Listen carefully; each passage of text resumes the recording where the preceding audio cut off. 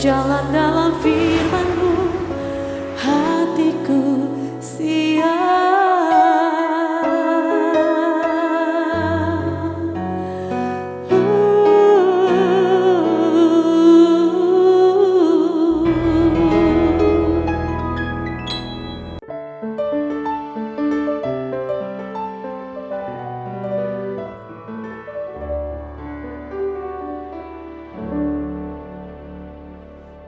Salam God Lover yang dikasihi oleh Tuhan Yesus Kristus. Senang kita boleh bersama-sama kembali di acara Raise in God. Kita akan menikmati hadirat Tuhan bersama-sama lewat pujian penyembahan kita dan kebenaran firman Tuhan yang akan kita renungkan. Apapun pergumulan kita, beban berat apapun yang saudara sedang alami saat ini, mari kita datang kepada Tuhan.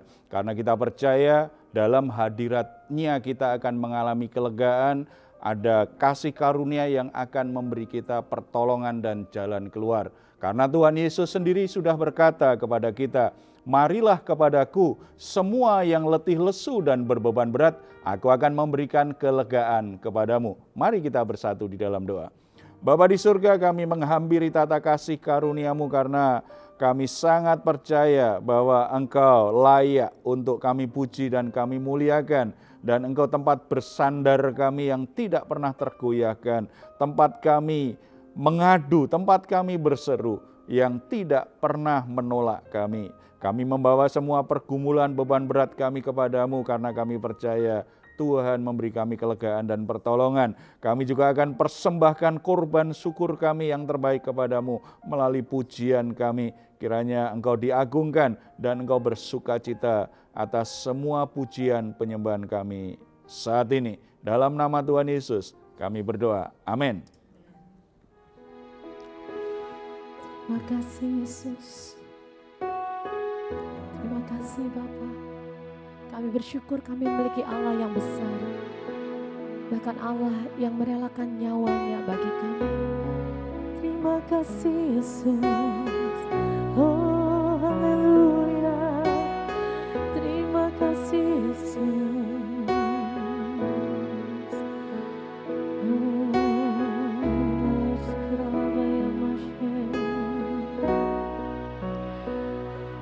Aku punya Tuhan yang besar, yang telah berjanji dan sanggup menggenapi imanku bersepakat percaya kuasa-Nya. Ku terima sekarang kemenangan darimu.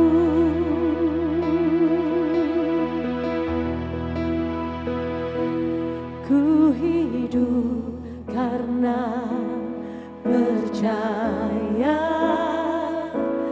Kau yang berjanji setia. Pengharapanku selalu ada di dalam-Mu. Ku tidak akan menyerah meski dalam kesesakan. Suruh hidupku dalam genggaman-Mu.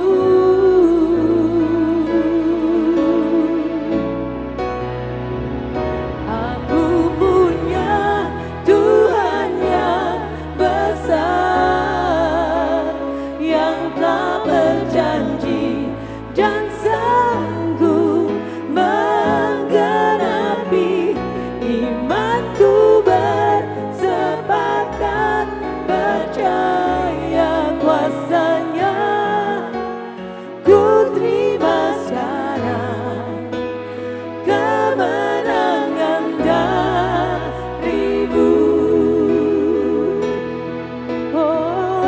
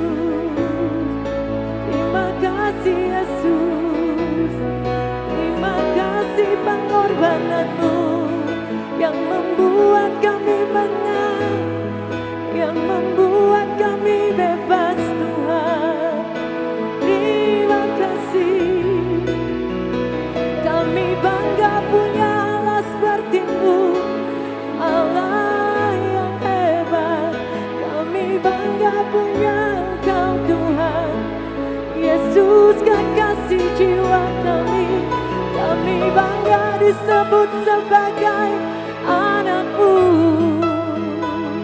Terima kasih Tuhan,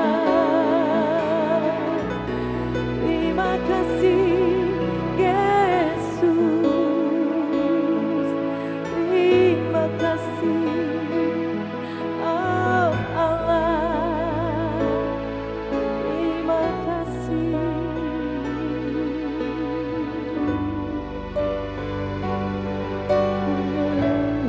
Jesus, kuasa-Mu terlebih besar, Tuhanku terlebih besar,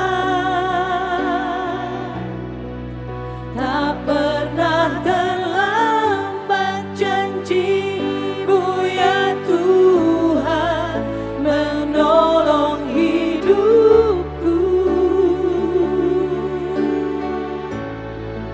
Kuasa-Mu terlebih besar, Tuhanku terlebih besar, tak pernah terlambat janji-Mu ya Tuhan pulihkan hidupku. Tak pernah terlambat janji-Mu ya Tuhan pulihkan hidupku.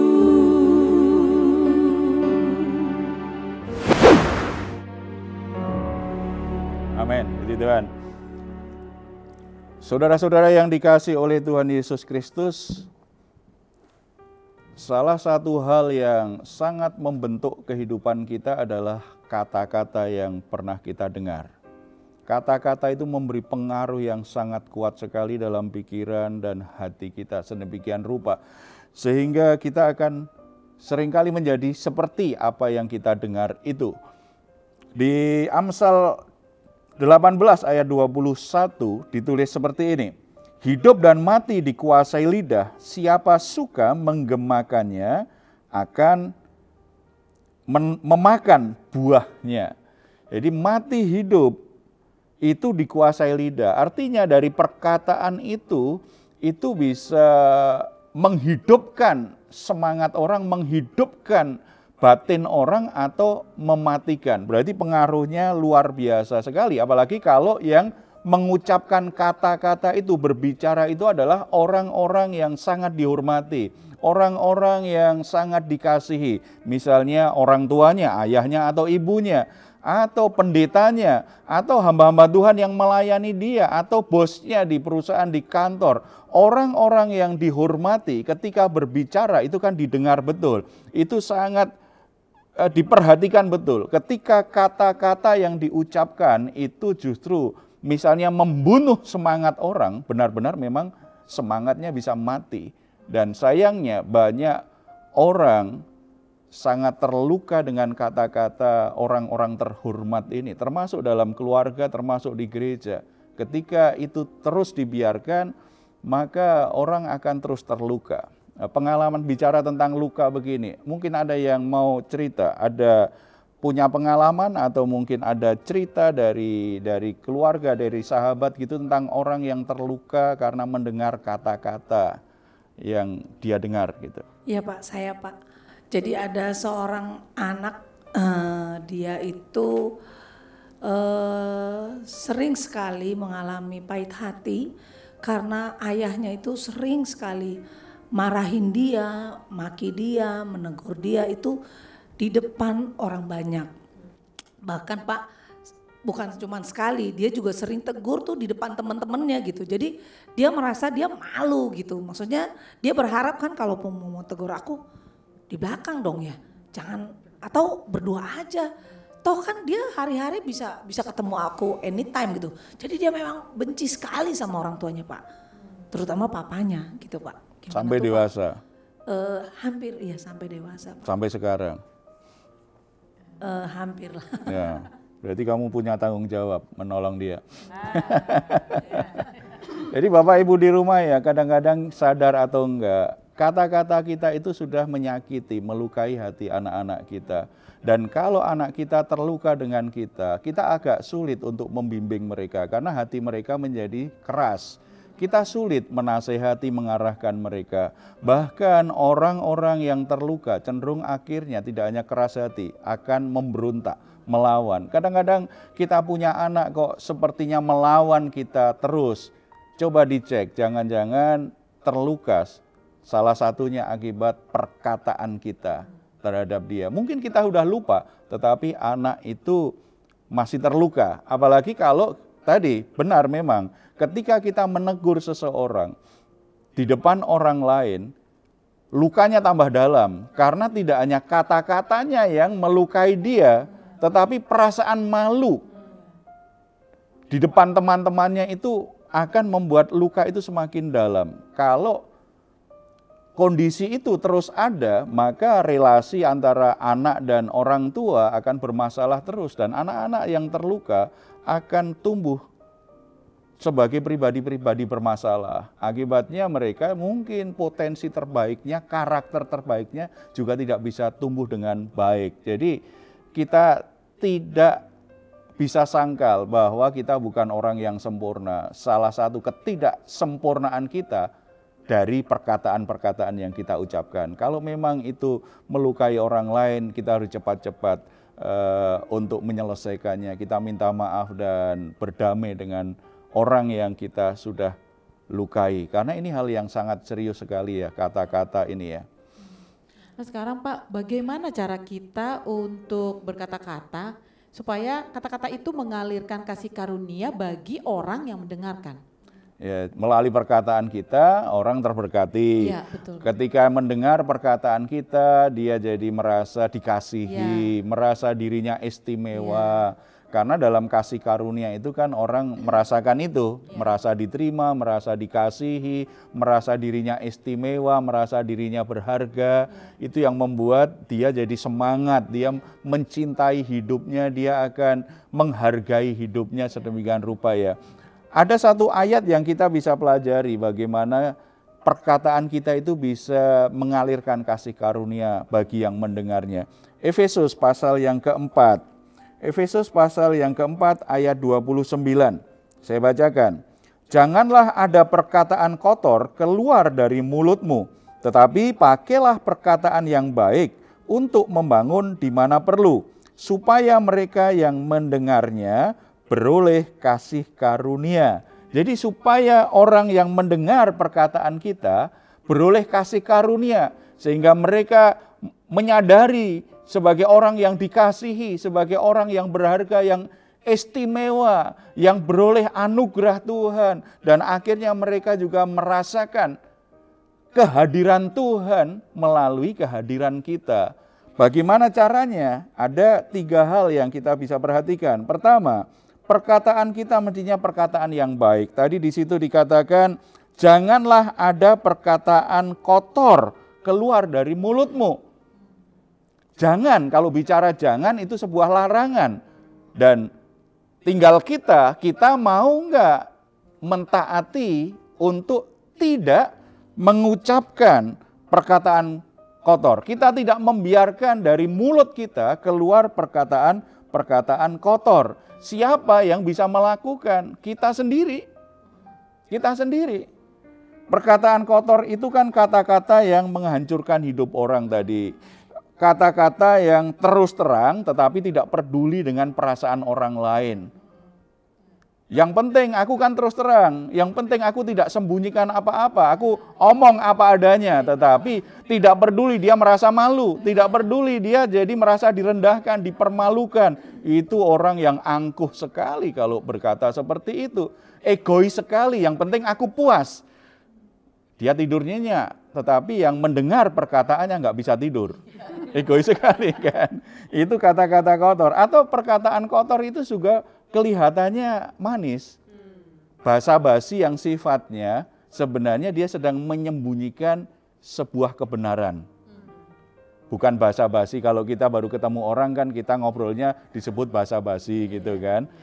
Ini basa-basi yang sifatnya itu menyembunyikan sebuah kebenaran. Kan ada orang tertentu kadang-kadang menyembunyikan perasaannya, menyembunyikan sesuatu yang sifatnya kebohongan gitu, lalu bicaranya manis tuh, dikemas dengan manis gitu ya. Itu juga bisa merupakan kata-kata kotor, bukan kata-kata yang baik. Kata-kata yang baik itu mestinya kata-kata yang benar, kata-kata yang memiliki dampak positif bagi orang yang mendengarnya. Tadi beroleh kasih karunia, itu latihan bagi kita itu. Apalagi kalau dari kecil kita tumbuh dalam keluarga yang memang sudah biasa saling mencaci maki. Kita menganggap caci maki itu sesuatu yang biasa. Berkata-kata kotor itu dianggap biasa. Sehingga ketika kita bertumbuh, kita mengucapkan kata-kata kotor kita anggap biasa saja. Kita mesti mulai menata kata-kata kita dalam kebaikan Tuhan. Gitu. Karena melalui kata-kata kita, orang beroleh kasih karunia Tuhan atau dia akhirnya jadi terluka, membenci dirinya sendiri atau penuh kebencian terhadap kita. Yang kedua, perkataan yang membangun. Tetapi pakailah perkataan yang baik untuk membangun. Perkataan baik itu tujuannya apa? Untuk membangun. Jadi bukan sekedar kata-kata baik yang sebenarnya hanya kata-kata manis saja, kelihatannya baik-baik. Kan kita kadang-kadang ketemu orang yang perkataannya manis, baik, santun gitu ya. Tetapi ternyata basa-basi tadi hanya banyak kepalsuan. Nggak berapa lama kita tahu ternyata dia tikam kita dari belakang, mengkhianati kita gitu. Sebab ternyata kalau orang mau mengkhianati kita itu memang setelah itu mengemas sikap dan kata-katanya manis sekali ya. Ya kan? Yudas Iskariot mengkhianati Yesus, mencium Yesus. Ciuman yang sangat jahat sekali. Jadi kata-kata yang baik itu tujuannya untuk membangun, bukan sekedar supaya orang melihat kita orang yang baik. Itu kan penuh kemunafikan. Enggak, tetapi benar-benar ada tujuan. Tujuannya apa? Untuk membangun hidup orang. Perkataan membangun itu pasti lahir dari motivasi yang benar. Diucapkan dari hati yang mengasihi orang itu. Kalau kita mengasihi seseorang, kata-kata yang kita akan ucapkan kepada dia pasti kata-kata yang baik. Kata-kata yang bisa membuat dia semangat, membangkitkan semangatnya. Kata-kata yang membuat dia sadar bahwa dia berharga di hadapan Tuhan, bahwa dia punya keistimewaan, bahwa dia sanggup untuk keluar dari masalahnya, bahwa dia sanggup untuk bangkit dari kegagalannya. Sifatnya meneguhkan kebenaran Tuhan, sifatnya membuat orang itu tidak terus terpuruk dengan keadaannya. Kita yakinkan dia melalui kata-kata baik itu, akhirnya dia sendiri melihat bahwa dia bisa berubah kok. Terbangun. Motivasinya adalah kasih. Makanya kalau kita mau menegur seseorang dengan kata-kata kan, menegur itu kan dengan kata-kata pasti ya, bukan dengan lempar barang gitu kan. Ada orang tua yang menegur anaknya dengan melempar sesuatu gitu kan, atau anaknya dilempar dengan sepatu gitu kan. Itu enggak. Kalau dengan kata-kata, kalau kita mengasihi orang, maka kita akan coba pikirkan kata-kata yang efektif, kata-kata yang tepat, supaya dia bisa mengerti, dia termotivasi, dia mulai bangkit dari keadaannya, dan dia mulai ingin berubah. Kalau kita mengasihi dia. Tetapi kalau tidak ada kasih, kita hanya asal ngomong aja. Kadang-kadang nasihat yang tanpa dorongan kasih dari hati, kadang-kadang hanya sekedar dikemas begitu. Bahkan saya sebagai hamba Tuhan khotbah, kalau saya tidak mengasihi jemaat, saya tidak mengasihi orang-orang yang hadir dalam sebuah ibadah, ya saya hanya asal ngomong saja. Saya nggak peduli orang benar-benar terbangun imannya atau tidak. Yang penting mereka suka dengar saya khotbah, gitu saja. Itu juga alasan yang sangat egois. Itu artinya saya hanya mengasihi diri saya sendiri. Saya nggak peduli bahwa orang lain butuh kebenaran firman Tuhan. Para orang tua juga begitu. Kalau mengasihi anak-anakmu, maka harus jaga lidahmu, ucapkan kata-kata yang membangun. Jangan sakiti, jangan lukai anak-anakmu dengan perkataan-perkataan yang lahir dari hati yang penuh kemarahan, hati yang penuh kekecewaan, hati yang penuh kejengkelan, hati yang penuh dengan hal-hal yang negatif begitu, sehingga asal bicara saja, sehingga anak kita terluka. Kalau anak kita terluka dengan kata-kata kita akan kesulitan sebagai orang tua untuk mengarahkannya. Setelah itu ya, Yesus membangun hidup manusia dengan perkataannya. Bahkan Tuhan membangun manusia kan dengan firman-Nya. Kemudian puncaknya firman itu menjadi manusia, yaitu Yesus Kristus. Berarti totalitas kehadiran Tuhan itu ingin membangun umat-Nya, memulihkan segala sesuatu yang hancur, yang hilang, yang rusak dalam hidup manusia. Firman itu menjadi manusia. Perkataan itu menjadi totalitas kasih Tuhan kepada manusia yang berdosa, yang melawan Dia, yang membuat Dia murka sebenarnya. Tetapi karena kasih Bapa di surga itu begitu sempurna, maka Dia tidak hanya bicara aku mengasihimu, tetapi kasih itu diwujud nyatakan melalui pengorbanan Yesus Kristus. Jadi penting sekali kita sebagai orang Kristen, kalau kita mengasihi sesama kita, apa buktinya? Bukan sekedar perkataan. Kalau kita mengasihi Tuhan, bukan sekedar Tuhan aku mengasihimu, tetapi tunjukkan dengan perbuatanmu. Yesus berkata, kalau engkau sungguh-sungguh mengasihiku, engkau akan melakukan segala perintahku. Melakukan apa yang Tuhan katakan itu menunjukkan kita mengasihi Tuhan. Demikian juga para orang tua kalau mengasihi anak-anaknya, bangun anakmu dengan kata-kata yang baik, kata-kata yang benar, sehingga melalui kata-katamu hati anak kita, mental anak kita, jiwa anak kita dibentuk sebagai orang-orang, sebagai pribadi-pribadi yang memiliki jiwa yang sehat, karakter yang baik, arah hidup yang baik melalui kata-kata. Dan ada catatan lagi, bila perlu, pakailah perkataan yang baik untuk membangun di mana perlu. Artinya kalau berbicara itu, kalau diperlukan sajalah.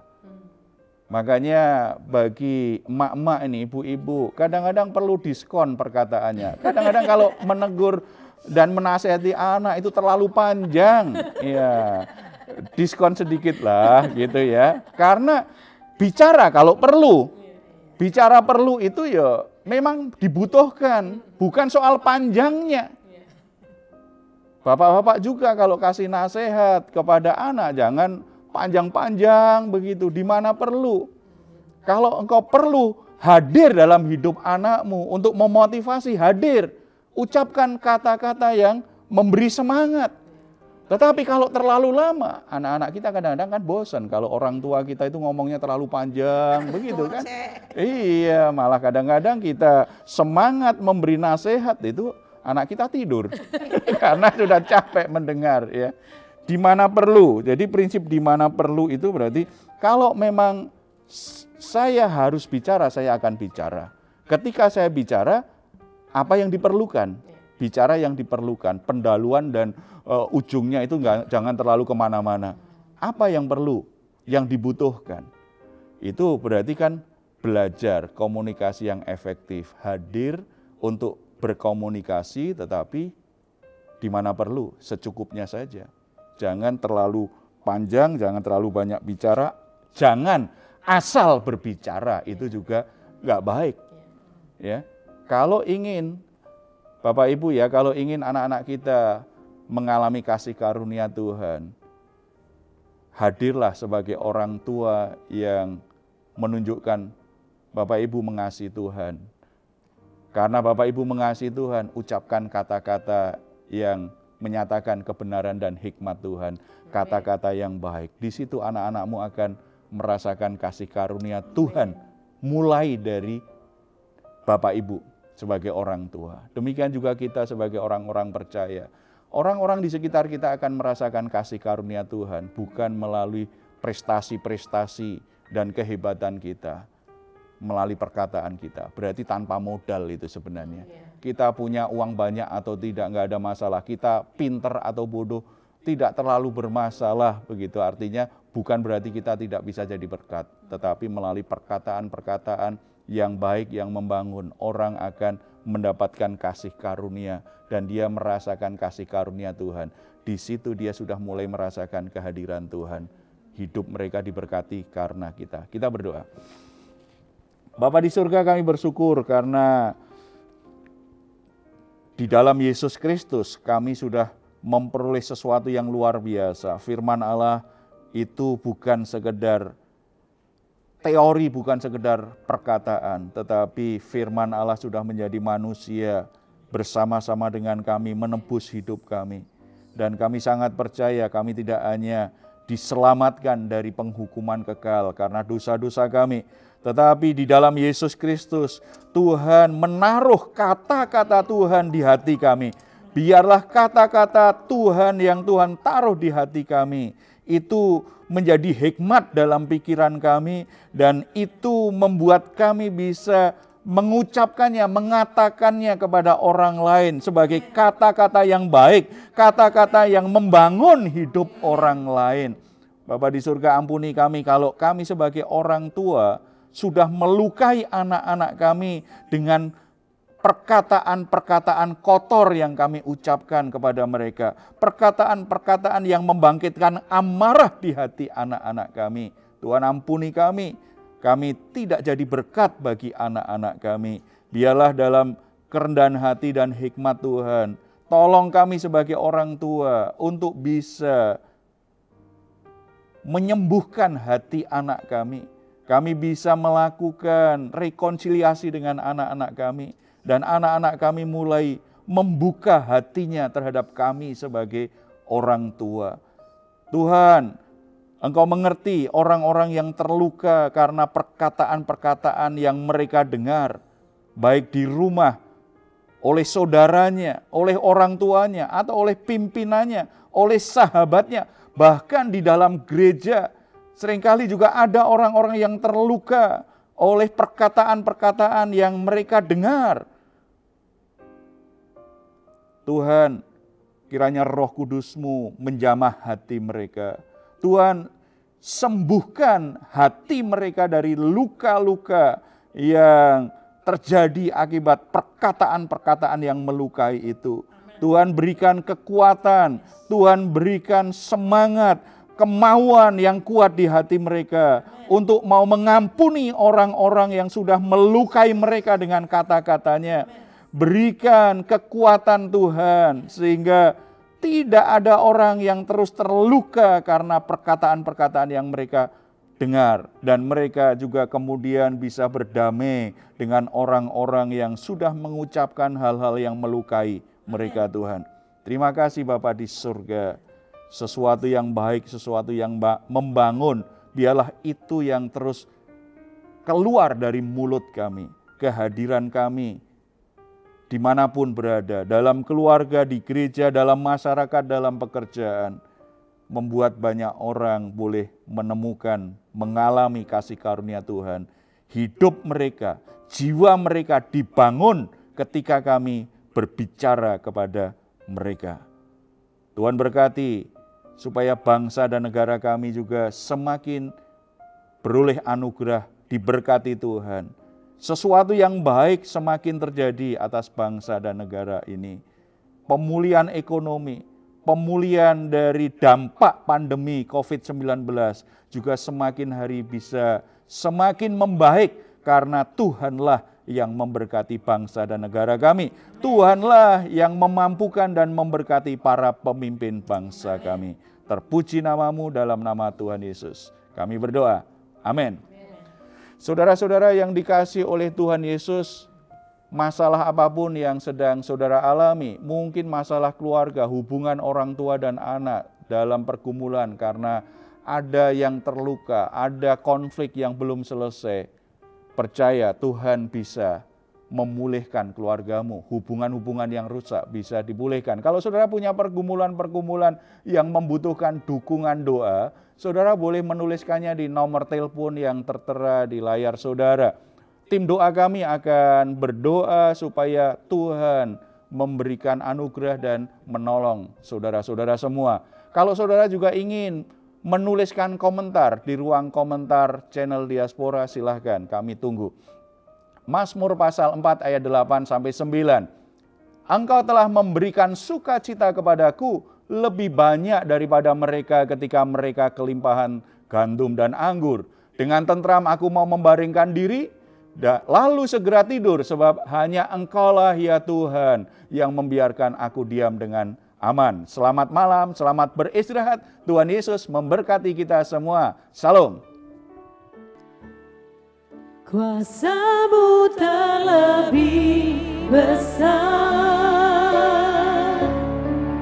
Tuhanku